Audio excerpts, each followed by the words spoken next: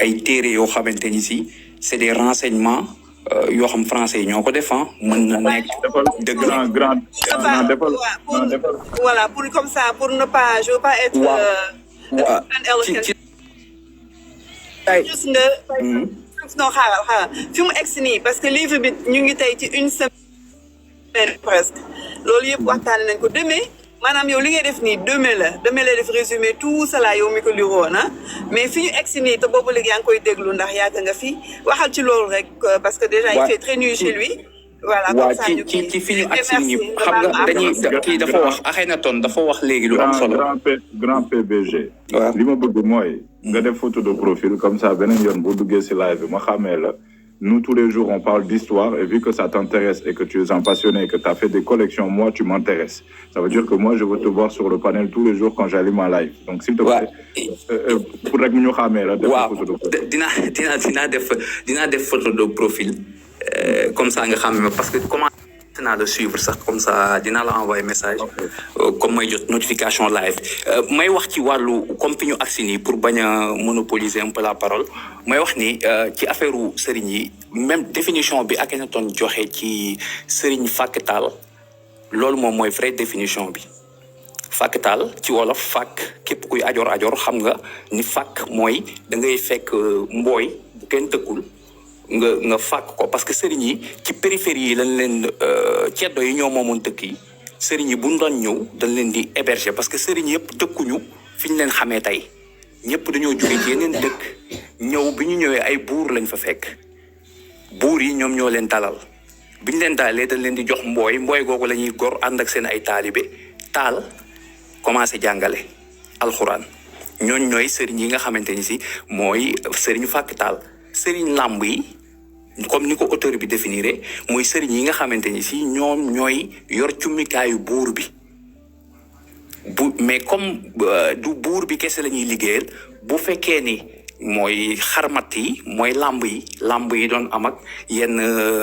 xarfa fuufa yi ñoom ñoo ko doon defar donc ñoom Seydi Hadji Malick ak ay Serigne Touba ñoom bi ñu ñëwee ay réformistes lañ comme tey nii évolution aussi diine ni mu amee aujourd'hui dans notre société actuelle il y a des réformistes mooy comme ñuy tuddee ñun ibaadu yi ñuy tuddee wahabiya yi ñoom tamit dañoo ñëw gis ni diine ji ni mu doon doxee du nii la war a doxee ñoom ñu ñëw nekk ay réformistes ñoom Seydi Hadji Malick ay réformistes lañ ndax ñoom bi ñu ñëwee tamit am na benn boo xamante ni si tudduñu ko ci diggante sëriñ yi entre sëriñ fàkkatal ak sëriñ làmb am na beneen façon sëriñ bu nekk ci diggante bi kooku kuy ajoor peut-être nga xam ñooñu lañ doon woowee kàng fóor yi mooy ñi nga xam ne ñoom dañ doon jàng alxuraan bi rek ñëw di ko tari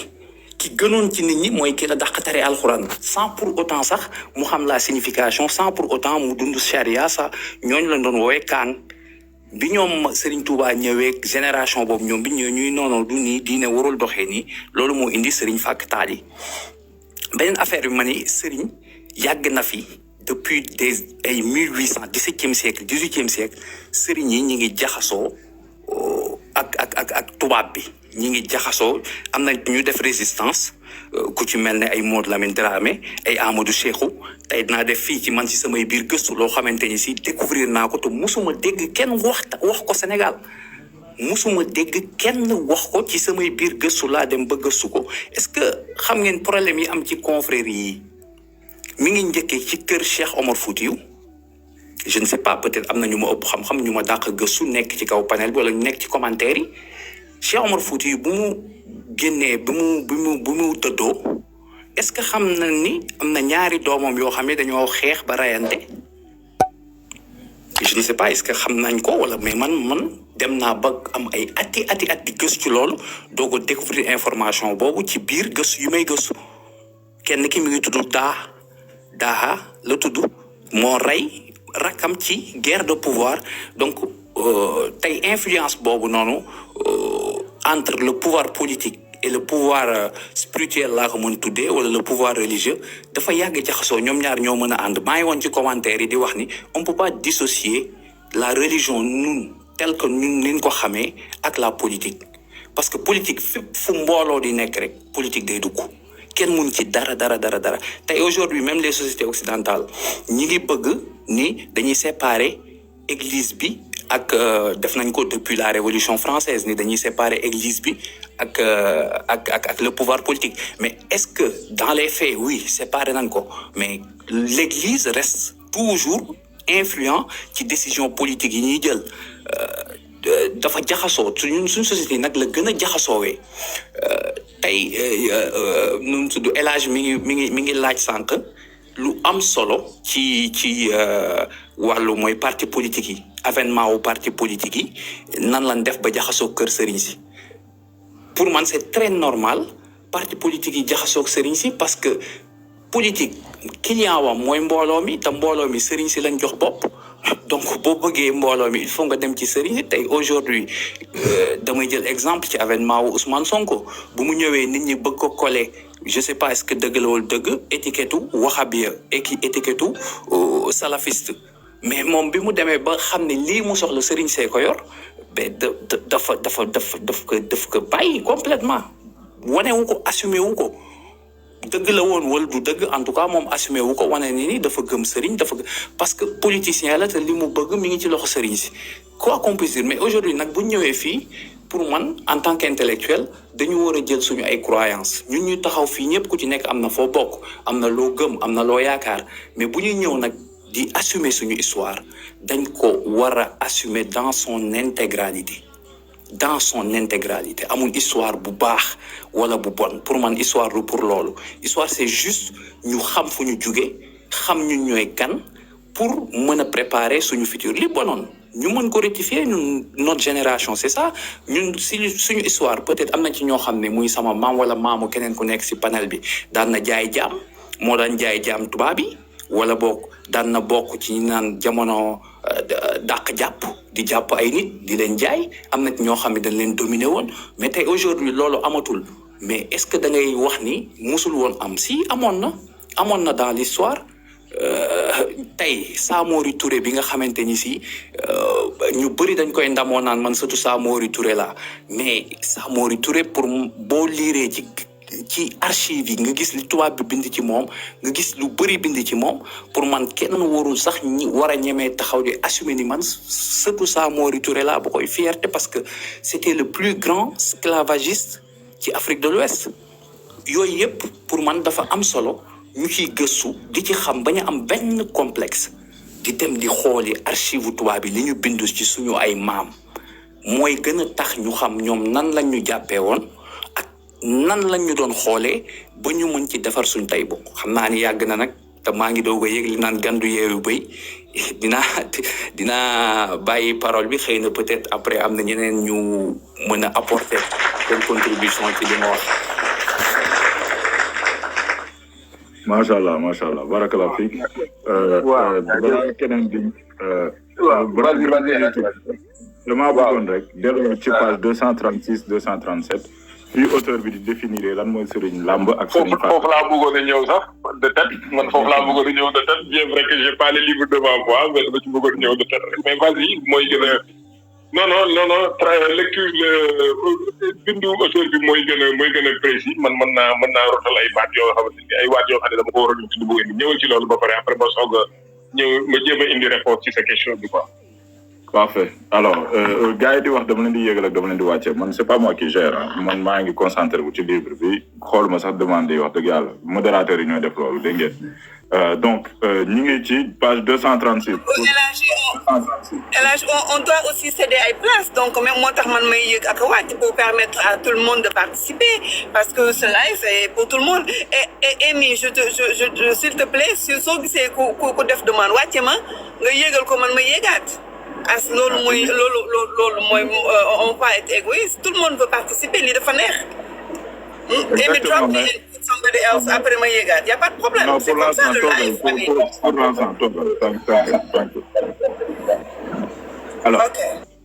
sous la monarchie les Wolofs distinguaient deux catégories de marabouts selon la nature de leur relation avec le pouvoir politique et leurs fonctions, celle-ci étant elle-même relative à la ratitude vis-à-vis de ce pouvoir. Il y avait les Serigne Faktal et les Serigne Lamb. Les Serigne Faktal étaient des marabouts en fonction essentiellement religieuse, n'ayant pas de rapport politique avec le pouvoir. Le terme les désignant renvoie à leur rôle principal qui est celui d'un maître d'école, Borom Dara. chargés de transmettre les connaissances religieuses à des élèves et des disciples, nongo, talibé, récitation du Coran, grammaire, exégèse, théologie, droit. L'importance de ces marabouts se mesurait au nombre d'élèves qui suivaient leur enseignement, envoyés par leurs parents pour les jeunes ou venus d'eux-mêmes pour les adultes attirés par la réputation de savants de ces sérignes. Parmi les centres les plus célèbres d'enseignement islamique de niveau supérieur figuraient au Cayor, ceux de Koki et de la province du Nyambour en général, de Pire, dans le Sanokhor, je ne sais pas comment on dit, ceux de la province de Sanyokhor, voilà. Ceux de la province de Mbakol, Lognor en particulier. Leurs fonctions religieuses faisaient d'eux d'abord des chefs de culte. Ils présidaient aux prières comme imams, officiers aux fêtes religieuses, Korité, Tabaski, Gamou, aux cérémonies socio-religieuses, baptême, mariage, funérailles. Ils étaient juristes et juges, khali, mais ces marabouts avaient aussi de fonctions temporelles, celles de chefs de communautés villageoises, sous-régionales, voire régionales. Avec le développement de l'islamisation, sensible à partir de la fin du XVIIe siècle jusqu'à la conquête, en général, quand un chef de famille se convertissait à l'islam, Toup, dans un village resté païen, Tcheddo, il le quittait pour fonder le sien ou rejoindre un village musulman, Dokkousering, afin de mieux se consacrer à sa religion. Avec la croissance démographique, l'arrivée d'élèves, d'adeptes et de réfugiés, favorisés par le progrès de l'islam et les exactions du pouvoir, la communauté musulmane s'agrandissait, donnait naissance à d'autres villages issus du village souche et occupait un secteur de la région ou une région. Les Sérignes Faktal devenaient ainsi de chefs de communautés quelquefois importantes. C'étaient les aînés du patrilinéage du fondateur qui occupaient ces fonctions. Ils y accédaient sans l'intervention des souverains qui en reconnaissaient le caractère héréditaire. Mais en tant que chef de communauté, la question des relations politico-administratives des Sérignes Faktal avait le pouvoir monarchique païen se posait nécessairement, avec d'autant plus d'acuité qu'il n'y a pas en islam de démarcation nette entre spirituel et temporel. Les questions strictement religieuses et les affaires civiles, succession, héritage, mariage, divorce, étaient réglées par les marabouts, chefs de la communauté. Les affaires importantes, pénales ou criminelles, étaient jugées à l'échelon central par un tribunal musulman, présidé par un cadi, khadi, et institué par le souverain devant la progression de l'islam. D'accord? Voici à peu près ce que c'était. Bon, je vais continuer jusqu'à ce qu'il... Je vais continuer.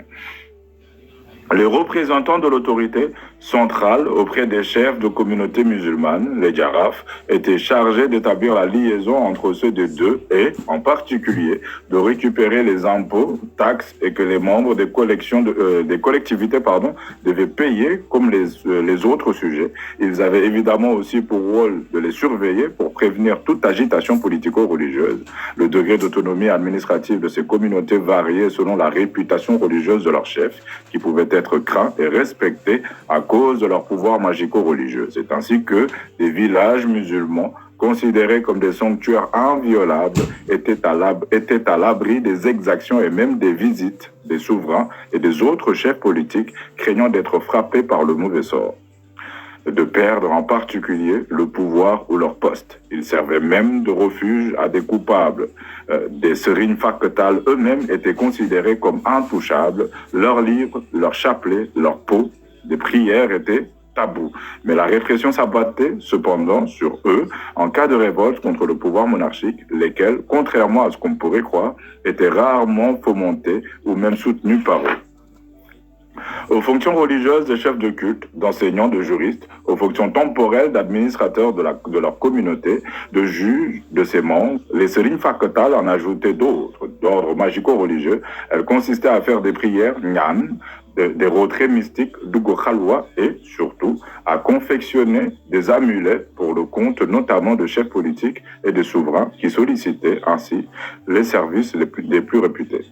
Dans ce domaine, ces marabouts assuraient la protection des autorités politiques, travaillaient pour la réalisation de leurs vœux, la conjuration du mauvais sort. Il s'agissait principalement de les maintenir au pouvoir, d'assurer leur victoire sur leurs ennemis, de leur dominer, en résumé, la santé et la puissance. En retour, ils recevaient des chefs de récompense ou rétribution, Uechal, Khor, qui pouvaient être importantes, pagnes de valeur, bétail, bœufs, chevaux, voire esclaves. La prospérité des grands marabouts était ainsi assurée par ces paiements qui leur faisaient les chefs politiques, comme de nombreux autres clients pour la protection et le succès desquels ils travaillaient, dans une société où les individus étaient menacés par toutes sortes de dangers, aléas de la nature, sécheresse, invasion de sauterelles, maladies, violences politiques dont les chefs pouvaient être des grandes victimes. La croyance au gris-gris était générale, profonde, et c'était par cette fonction magique de faiseur d'amulettes que des marabouts s'inspiraient le mieux dans la société, s'inséraient, le mieux dans la société traditionnelle. De ce point de vue, leur fonction ne différait pas fondamentalement de celle du féticheur ou du guérisseur, Borom Khamb, Borom Reen. Par cette voie, s'établissaient des relations privilégiées entre les Serigne Fakketal, considérés comme les marabouts les plus orthodoxes, et les autorités politiques païennes, Tchaddo, relations qui n'étaient d'ordre ni purement religieux, ne s'insérant pas dans les pratiques strictes, ni politico-administratifs, mais magico-religieux, pour l'obtention d'une efficacité pratique, de protection et de succès d'individus ou de groupes.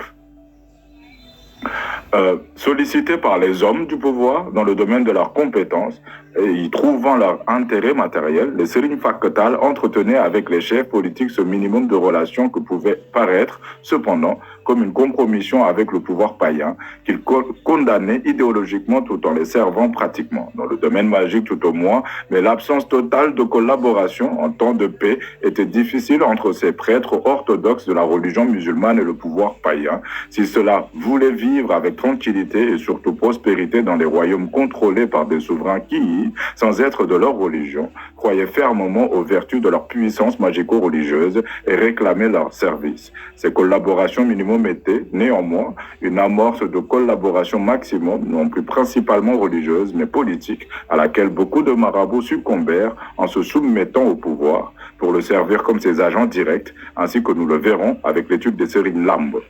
Maintenant, on va aller directement au Serigne Lamb.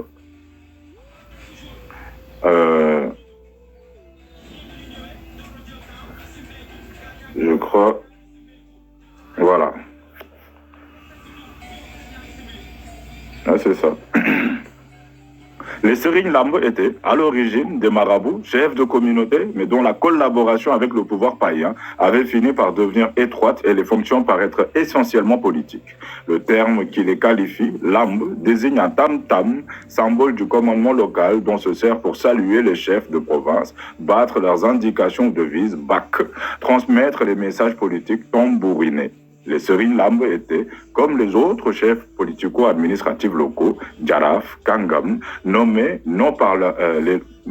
leur communauté propre, comme les Serigne Fakketal, qui étaient les aînés du patrilignage des fondateurs, mais par les souverains eux-mêmes, auprès de qui ils avaient fait acte d'allégeance à la suite d'un service de longue durée à la cour d'Ago, ou Dago, je pense. Ils remplissaient les mêmes fonctions que les autres chefs politico-administratifs, judiciaires, fiscales et militaires. Non seulement ils combattaient à la tête de leurs troupes en cas de guerre ou de conflits internes, mais ils pouvaient participer à des pillages ou des razzias ordonnés par le souverain à l'intérieur du pays et dont ils bénéficiaient largement. La tradition orale reconnaît qu'ils vivaient de produits de butin, moyal, l'aile, comme les chefs tchaddo, ce que l'islam condamnait sévèrement. Dans leur conduite individuelle, ils pouvaient être pratiquants en respectant les rites, prières, jeûnes, abstinence à l'alcool, mais certains d'entre eux n'avaient même plus ce comportement formel, étaient redevenus païens et ne conservaient de leur origine que le titre de Serigne, renvoyant à une fonction non plus religieuse mais politique. Les marabouts, qui n'étaient pas chefs de communauté, mais étaient attachés à la personne des souverains et des chefs régionaux, remplissaient auprès d'eux des fonctions à titres individuels de secrétaire épistolaire, juge conseiller, protecteur, magico-religieux. Il continue à observer les pratiques rituelles islamiques tout en se compromettant avec le pouvoir, en entérinant, en soutenant des comportements et des actes condamnés par la religion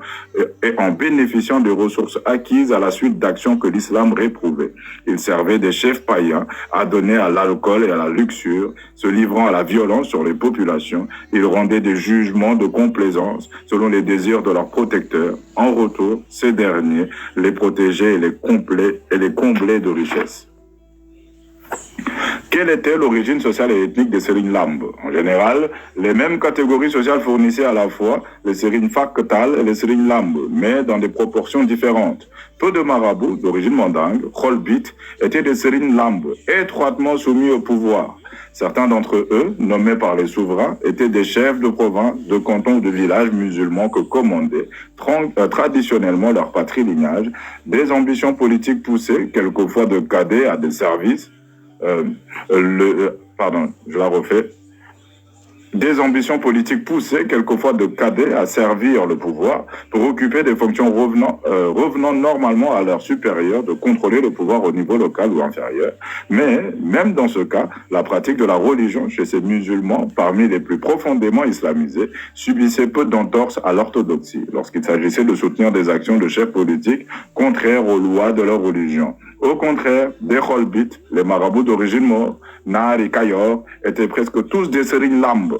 On comptait chez eux non seulement les membres des tribus guerrières d'Ar Saket, mais aussi ceux des tribus maraboutiques d'Armanko. Faisaient partie des premiers, les Maures issus de la tribu Tahrajan, ayant adopté le patronyme de Diagne, qui était redevenu païen avec l'adoption des habitudes des Tchèddo Wolof, y compris la consommation d'alcool comme le vin de palme. Ils étaient les conseillers des souverains et les chefs de province, dans leur cour desquels ils vivaient et jouaient aussi des rôles de bouffons et de quémandeurs, comme les membres des castes inférieures, Niegnon. D'autre part, ils avaient la réputation de guerriers intrépides, combattant dans les troupes d'élite des esclaves de la couronne. Les seconds comprenaient les Maures ayant adopté des patronymes de Babou et de Hage. Ils se conduisaient en païens, comme les Diagne, buvant de l'eau de vie, seulement avec moins d'ostentation à cause de leur origine maraboutique. Ils remplissaient les mêmes fonctions de bouffons quémandeurs dans les cours de souverains et Kangam. D'autres restaient musulmans dans leur pratique rituelle, comme les Touré, Djahoumpa, Soubfara, soutenaient néanmoins ouvertement la monarchie païenne. Dans ses actions les plus opposées aux principes islamiques, ils participaient en particulier aux guerres et répressions menées contre les partis maraboutiques autochtones ou les envahisseurs étrangers, fomenteurs de guerres saintes. Voici kan mooy Serigne Lamb ak Serigne Faktal. Maintenant, vous avez les deux Serigne yi nekkoon Sénégal. Sama question moo doon ba ñu xoolee bu ñu delloo si lecture bi à partir de l'ouverture de ce chapitre. Wadi, il nous dit ceci. Il nous rappelle une chose, c'est que Serigne Lamb yi ak Serigne Faktal yi différence bu doy waar la ñu am et que ñi nga xam ne dañoo àndoon ak nguur bi ñooñu dañoo dem ba seey ci seen bopp ba tax na ñu commencé yor ay jikko ceddo tram boobu la indi ba indi ko ci entre diggante Alaaji Malick ak Serigne Touba ñoom ñaar ñëpp mu féete leen nommément ci Serigne Faktal yi. Mais quand il s'agit des marabouts et le pouvoir, donc le chapitre 15, waxatu ci, c'est-à-dire que du la fàtte ni ne ñaari wax yooyu waxoon na ko mais dalay bàyyi yow sa wàllu bopp nga am genre xalaat boobu. Moi, ce que j'arrive pas à comprendre ici, c'est que Serigne yi nga xam ne ils sont compromis avec les partis politiques sénégalais. C'est-à-dire que ñi nga xam ne tey on va les citer nommément parce qu'on est là pour parler d'histoire. Bon, j'ai des antécédents sur TikTok, mais ça va pas m'empêcher d'expliquer. Donc voilà. ñi nga xam ne si yoon bi maanaam moom après Serigne Touba ak Alaaji Malick nga xam ne moom boole na leen si Serigne Faktal yi mais en revanche ñi nga xam ne dañoo ñëw ci ginnaaw ñooñu dafa mel ni da koy wax sans mu wax ko mais day mel ni day wax ni dafa mel ni ñii dañoo nekk comme ay Serigne Lamb par rapport ak Serigne Lamb dañ ko gisee woon au début du livre page 200 et quelques donc li moo nekkoon sama question ñii finalement Serigne yi fan lañ leen di classer ñaari catégorie yi ndax ay Serigne Faktal lañ ay Serigne Lamb lañ c'était ça la question. Donc la question, si je peux essayer de comprendre, madame, da nga bëgg laajte est-ce que Serigne Faktal yi seen progéniture ñoom ñoo jur Serigne Lamb yi tey wala est-ce que ñoom dañoo continuer di jur ay Serigne Faktal? Point d'interrogation pour mu simple. Bonsoir. Voilà Alaaji. Non, c'est pas ça la question. loolu damay laajte la. léegi campé nga débat bi nag. dégg nga définir waaw léegi ñaari sëriñ yi. voilà ak na may 2 minutes nañ jël benn par benn nañ jël sëriñ bu nekk dugg ci case. sëriñ bu nekk dugg ci case rek. imam s'il vous plaît mayel 2 minutes rek wax sa xalaat mu wax après nga jël vas-y imam vas-y wax sa xalaat.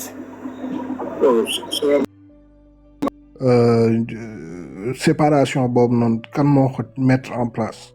Serigne Lamb ak Serigne Fakhatal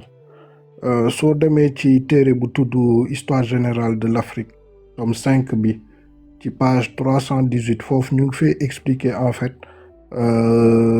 maanaam renforcement wu pour pouvoir ceddo bi nu ko page 318 hein voilà dernier paragraphe bi soo demee foofu da ngay gis en fait naka Latsukabe mettre en place système boobu noonu quoi donc bon mun naa ko lire sax rapidement comme ça ñu gars yi comprendre contextualisation bi gënagul. wax sa xalaat loolu du gën a gudd boobu ba léegi nit ñaa ngi xaar pour participer ci question bi voilà ok vas-y. c'est important ma indi loolu parce que effectivement ban tome la wax sax la pour ñu suivre ko ban tome. Tome 5 page 318. donc lu tax ma bëgg indi origine bi daf ñuy gën a mun comprendre pensée wu auteur bii nii parce que ma lire ko daf koy calquer en fait.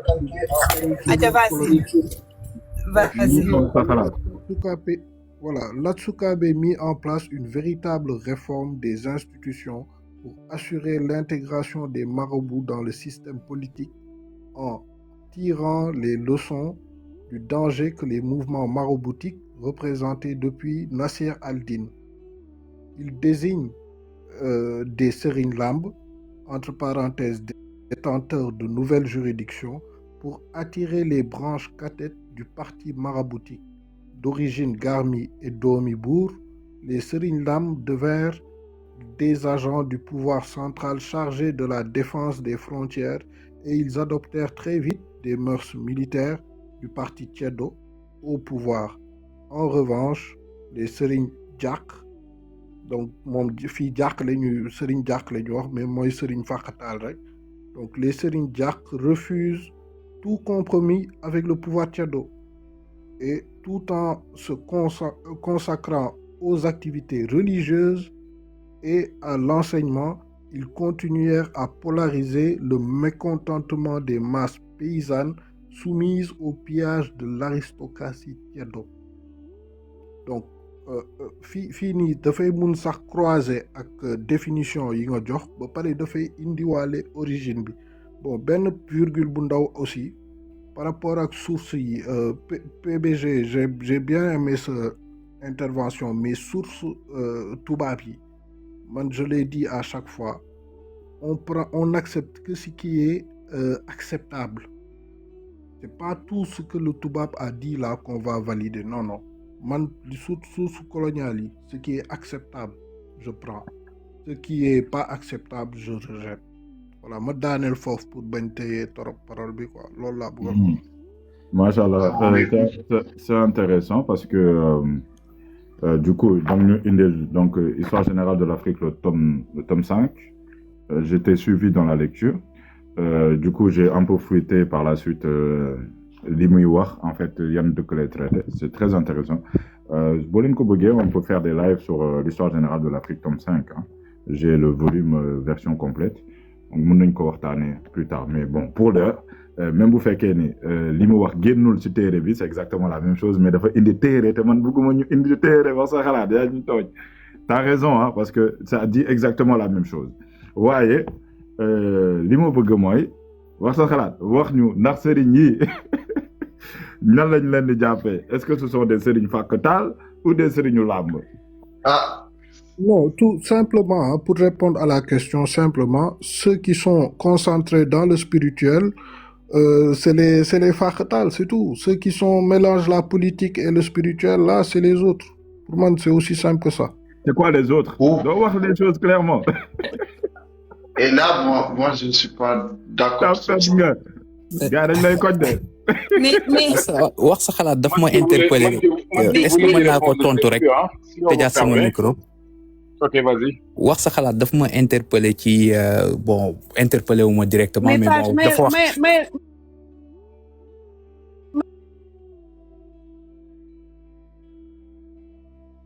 ça il faut le souligner. Et en plus lan moo tax mu am ko je pense que c'est la présence d'une personne personnellement je ne le connais pas mais j'ai constaté que depuis mu yéegee ba léegi live bi dafa yéeg il faut le citer nommément c'est Akhenaton je le cite nommément je le connais pas je le connais de nom mais je ne connais pas sa personne voilà Akhenaton defi ñoo duñu may buzz dégg nga merci beaucoup mais depuis que mu yéegee Fadel yéeg na donc kooku c'est quelque chose à souligner hein ça je le dis.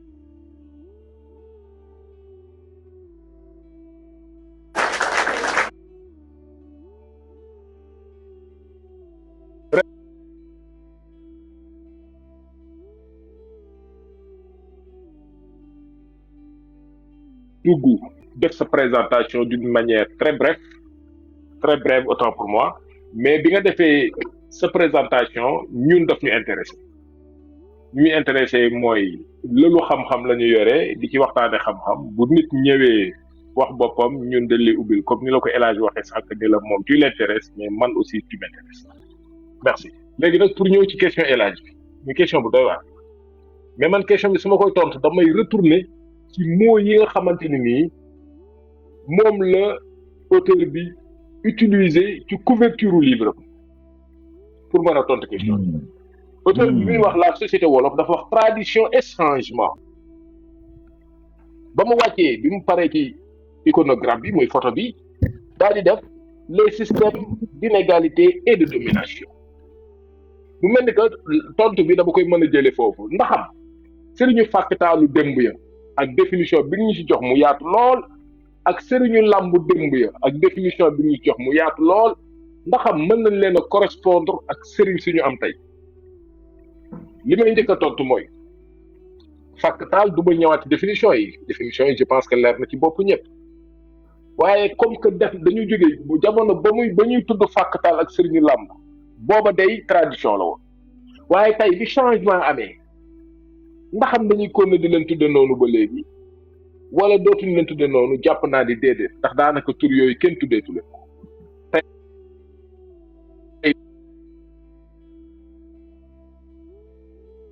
lañ koy xawee moom sëriñu fàkktaal yi ñu nekkoon sëriñu jàkka yi di nga xamante ni ñoom ñoo daan jàngale ci daara yi ñoo daan jiite nit ñi ci diine bi leen xamal diine ñooñu day ñu mel ni ñoom ñu méngoog ñoom ñu ngi existé suñu jamono ba léegi di ay sëriñ yoo nga xamante ni ñu ngi am waaye nag xëy na sax seeni tur siwul xëy na sax amuñu ay sant yu mag waaye façon sëriñ boobu mu ngi am ba léegi waaye léegi ñi nga xam ne dañ leen di woowee sëriñu làmb nga xamante dañ daan ànd ak pouvoir di def pillage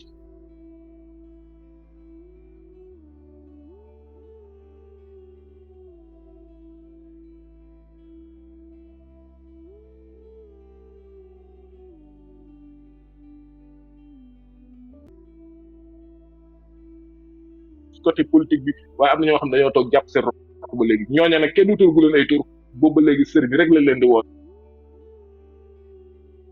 kon damay jàpp ne kon yëf yi amoon na tradition waaye changement dugg na ci biir waaye est-ce que nag dañuy dëppalewaat tur yi na mu demee woon man damay jàpp ne déedéet ku ci nekk na leen tudd ñi nga tudd rek ñu njëkk ña fàkktaal la ñu woon ak sëriñ làmb ñu tey ñi ay sëriñ rek la leen tuddee kon man damay yem ci baatu sëriñ bi leen di woon lii rek laa amoon pour répondre ci question bi yàlla jaajëf. Bravo. Après ñu jox Akhenaton vas-y non mon chocolat may Akhenaton rek dafa ubbi woon ma tëj ko après Lion Rouge ñëw après ñu dem ci live na positif développement bi mu def am na solo macha allah moom dafa ñëw compléter li El Hadj def ci ay définition ci ay faram fàccee sëriñu fàkkataal ak sëriñu làmb xam nga sànq dama dugal marabu mais mënoon naa génne marabu dugal sëriñ parce que ñaar yooyu pour man ay synonyme lañu quoi marabu égal sëriñ mais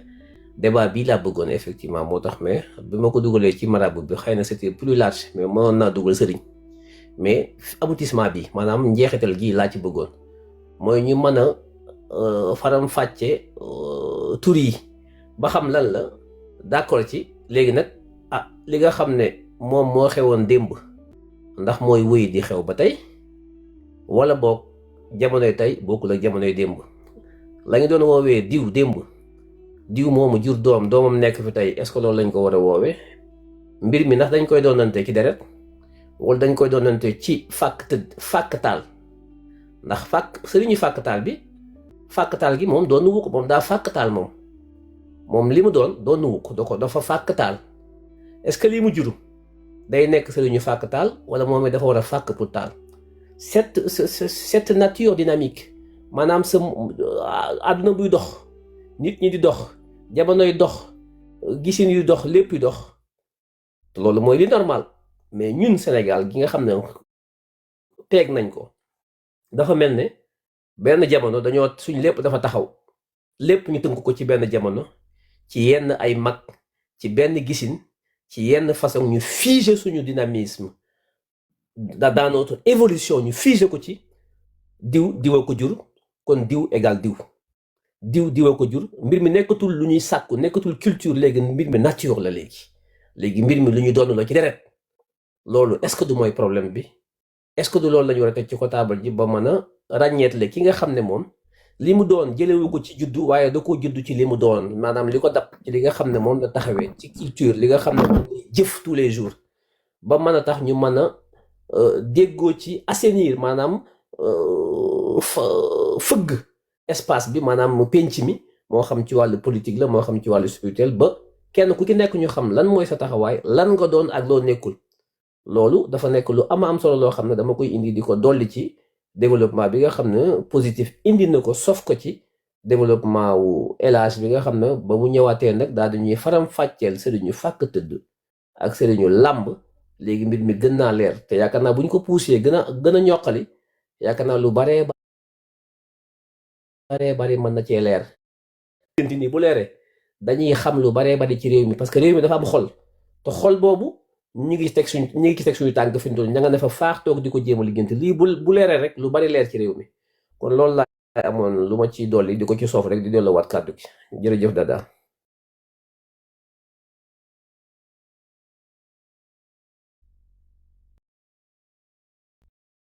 loolu pour moi c'est un problème.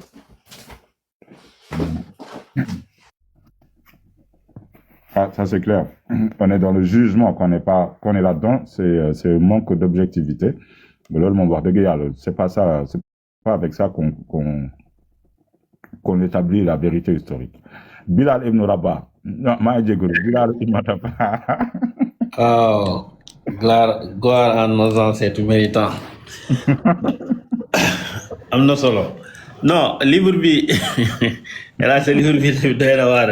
am na passage yoo xam ne moom passage yu xumb sax parce que bon benn kii daal moom interpellé fi mu ne Cheikh Ibrahim Bagnas dañu créé woon benn parti pour soutenir la colonisation bon loolu xaw na diis ci man loolu man ma mën ko dégg te aussi am na benn passage aussi ba nga koy wax mu ne comme le problème li mu cité mu ne le problème entre Serigne Fallou ak Serigne Cheikh Gaïndé Fatma est-ce que c'était un problème entre ces deux ou bien problème de famille parce que Serigne Cheikh aussi moom ni mu meloon donte sët la en tout cas ci yoon wi waaye dafa doon koo xam ne dafa amoon doole dafa mel ni woon moo rawoon sax mën nañ ne Cheikh Béthio nu mu meloon jamono si yoonu murid par rapport ak certains Mbàkke même s'il était Cheikh mais taalibe yi mu amoon ak doole ci mu amoon xëy nañu si bari donte sa Mbàkke lañ sax ndax amee wu ñoon noonu doole donc Serigne Cheikh Gaïndé Fatma moom noonu la amee noonu donc dafa bëri woon mbooloo est-ce que le problème c'était entre lui et Serigne Fall ou bien c'était un problème entre les deux familles parce que problème bu fekkee dañ ne ñoom en tout cas entre ces deux personnes ces deux dignitaires mourides donc te musuñu gis en tout cas benn kàddu goo xam ne jóge na en tout cas man li ma jot a dégg peut-être aussi que damay jum mais musuñu dégg benn kàddu goo xam ne ñagas na mu jógee si Sëñ Fallu tab bi si mu jëmale ko si Serigne Cheikh Gaïndé Fatma Sëñ Cheikh aussi Gaïndé Fatma mu jël kàddu ku ñagas la jëmale ko si Sëñ Fall su amee nag nañ ma ko parce que loolu moom vraiment gisuma ko fenn maintenant y avait aussi liñ doon wax noonu loolu déggoon nañ ko entre ces deux familles là loo xam ne jote nañ si am na ñoo xam ne ñu ne côté politique mais est-ce que c'était entre ñoom ñaar parce que ñi ñu ngi dëggal si suuf ne c'est vrai mais est-ce que entre ñoom ñaar la wala boog entre ces deux familles et aussi li may ñëwaat rek mooy li ñu wax noonu auteur bi aussi bon suñuy déglu ay waxam c'est comme si les marabouts qui étaient là en tout cas suñu ñëw di ko man ni ma ko comprendre les marabouts qui étaient là ils étaient juste là pour dooleel en tout cas la colonisation et suñu xoolee aussi les écrits de Serigne Touba en tout cas moom li ko taxoon di jóg donc loolu day woroog loolu ak lii donc moom laa doon wax léegi pour ñëwaat si benn mot boobu xam naa dama si xuus jàll rek sànq si commentaire yi Akhenaton mi ngi wax lu am solo le fait que ñu war a xuus si histoire xam nga dafa am solo am na ñoo xam ne soo xuusee au fait day laal gëm-gëm c'est vrai mais noonee aussi dafa am ñoo xam ne dañ si profito pour mën a déverser leur colère sur les confrères loolu aussi c'est une chose sooy lire commentaire rek tu comprends am na ñoo xam ne peut-être ñoom laal nga bon ñoom jàppee nañ lii waxtaanu pas-pas la alors que histoire la mais par contre am na ñoo xam ne aussi bon là ils sont vraiment dañu kontaan parce que c'est le moment quand même de déverser leur colère de déverser leur des conneries sur les confrères yi moo tax waxtaan bi day xaw a doy waar loolu pour ñu mën ko déglu maintenant si moo boobu rek sànq maa ngi doon tontu sama benn jëwriñ si suuf mu doon wax ne moom il est pas peut-être baat boobu noonu ñu wax collaboration moom dafa diis si moom mais collaboration aussi man dama jàpp ne dafa différente quand même ak li ñuy wax soumission parce que bu fekkee dañu ne woon en tout cas les marabouts dañu soumettre aux blancs donc ça veut dire que ñoom ils avaient pas leur mot à dire et su ma ñëwaat aussi même problème yi ñuy wax tout à l'heure maa ngi koy indi ba yóbbu ko si yante même problème yi ñuy wax même si diine islam dafi amoon ba fi yeneen bi jugee aussi on a vu ces mêmes problèmes entre ces sahaba donc c'est pas parce que y avait des problèmes que forcément lu ñaaw la mbooloo fu mu am di màgg faw rek moom problème yooyu mu am on l'a vu entre les sahaba voilà bañ fi jugee aussi gis nañ ko ba léegi loolu munta ba léegi dañ koy gis si regroupement yëpp wala famille yëpp loolu dañ ko si gis en tout cas livre bi moom am na solo côté histoire bi am na solo lool mais nag li si am solo rek li si ëpp solo mooy dañ koy comprendre pour mën a xam suñu mbatit en tout cas man loolu rek man moom si intéresse parce que c'est pas un livre boo xam ne moom mooy ñëw di dëgëral sa pas-pas si diine islam wala moom mooy dëgëral sa pas-pas si yoonu murid voilà donc pour ñu comprendre histoire la gën a xam suñu mbatit gën a xam li nga xam ne ñun fekkeewuñ ko ak lañ ñu wax aussi ñu mettre ko xool liñ ñu waxoon liñ ñu nettali woon parce que am na yu bari yoo xam ne man maa ngi koy xoolaat aussi am loo xam ne dañ la ko waxoon am na yoo xam ne peut-être da nga ko liiroon feneen kii tamit dafa indi yeneen élément yu bees donc su boobaa mën nañ jéem a xool def rapprochement bi xool li wér su boobaa ñu jël ko jàppee comme élément boo xam ne jàpp nañ la li moo gën a wér en tout cas am na solo man maa ngi jaajëfal ñëpp merci. jaajëf Bilal macha allah. mais est-ce que mën nañ cee am lu ñu d'accord est-ce que mën nañ cee am un consensus benn poñ ci li ñu fi wax yëpp est-ce que am na ci benn boo xam ne jàpp ngeen ne mën nañ ci waxtaan ba juboo ci loolu ab laaj. mais est-ce que yow mun nga wax ci li ñu jot a lire fii nii parce que finalement lors de ta prise de parole. Pardon, j'ai la bouche pleine. Tu n'as fait que recentrer le débat autour de la scientificité historique et non justement sur le débat intrinsèquement. Est-ce que mun nga de ta prochaine prise de parole, tu parles justement nga wax ci li nga jot a dégg ci lecture bi. Moi, ça m'intéresse réellement. waaw mais parce que dafa am justement xam nga dugguma ci débat bi dafa am ay préalable yoo xam ne moom laa bëggoon ñu fixer ko avant ñuy mën a dugg pour des questions de prudence pour des questions de yi ñu fi wax yëpp pour mu bañ a déborder mu bañ a dugg foo xam ne c'était pas l'intention jugement yi ñëw yooyu yëpp c'est pour ça que effectivement j'ai voulu un peu élaguer avec ceux qui sont dans le panel pour voir est-ce qu'on peut s'accorder au moins sur des points de méthodologie pour ne pas susciter un débat inutile qui risque d'aller dans tous les sens. Parce qu'apparemment, le sujet n'est pas un sujet facile, c'est un sujet complexe. Parce qu'effectivement, nous sommes aujourd'hui, au-delà même de l'histoire, nous sommes aujourd'hui dans une approche sociologique et anthropologique même, parce qu'effectivement, le Sénégal aujourd'hui, nous sommes au cœur du Sénégal, nous sommes en train de discuter qui sujet, ça c'est le cœur du Sénégal, les confréries, les milliers Wolof, la colonisation, boo ko jaxasee njambaan boobu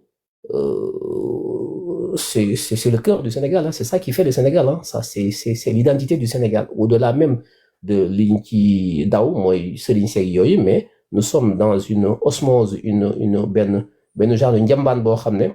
wax nga ko sànq le Serigne Lamb, le Serigne Fàkkatal. Am na ku ma dégg man lan mooy Serigne Fàkkatal. Serigne Fàkkatal mooy les marabouts yi nga xam ne ñoom c'était des puritains, les marabouts qui étaient donc dans la sunna et la charia, qui donc enseignaient, qui apprenaient le Coran, qui voulaient quand même se sortir quand même de cet islam un peu syncrétiste. C'était des musulmans, mais ils avaient leur pratique ancestrale et tout ça. Et voilà, par rapport aux autres qui étaient des Serigne Lamb, les Serigne Lamb aussi, ils étaient très mystiques, très puissants. Donc ñoo doon yore téere yi, xarfa fuufa yi, cumbukaay yi, ànd ak sëriñ si. Donc di taxaw ñaari sëriñ yooyu tey ñoom lañ mujj a boole léegi ñoom ñaar ñëpp ñu ngi ci biir confrérie ci biir tarixa bi. Tarixa bi mooy le symbolisme le plus puissant de l'islam sénégalais aujourd'hui. Donc et c'est ça le Sénégal aujourd'hui. L'identité du Sénégal, c'est le Sénégalais. Boo ko ne lan nga du la wax sénégalais la, sénégalais boo fëgg ne ko yow lan nga daf lay wax ne la man murit la, nga fëgg keneen mu ne la man tijaan la. Donc l'identité du Sénégalais, du cœur du Sénégalais, c'est tijaan, murit, xaadir, laayeen et tout ça, mais c'est pas sénégalais. Donc c'est un problème très complexe. Donc dañu jël pas-pas dugal ko ci aada, dugal ci diine, dugal ci confrérie,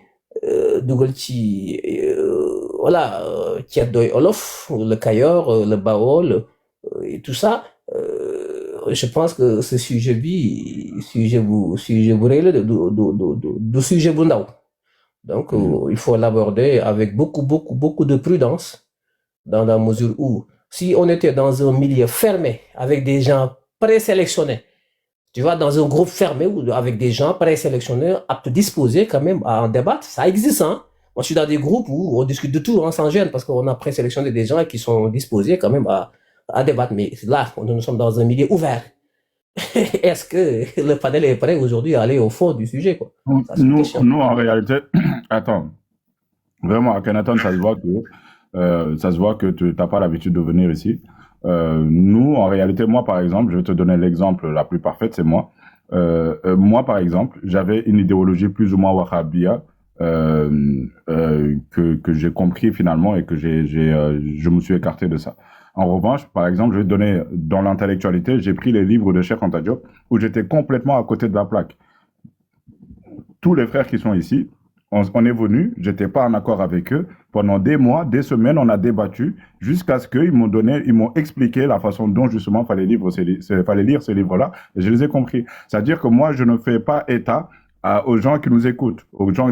dans les commentaires, je fais état aux gens qui sont là. C'est-à-dire Amy, Nanyuko Wartane, Bilal, Dr Falambert, positif, Lion Rouge qui vient de descendre et le Lion en feu. Ni fi nek ñom lay déglu, ñoñu lay baye xel parce que ñoñu lay interagiral. Le reste là, moi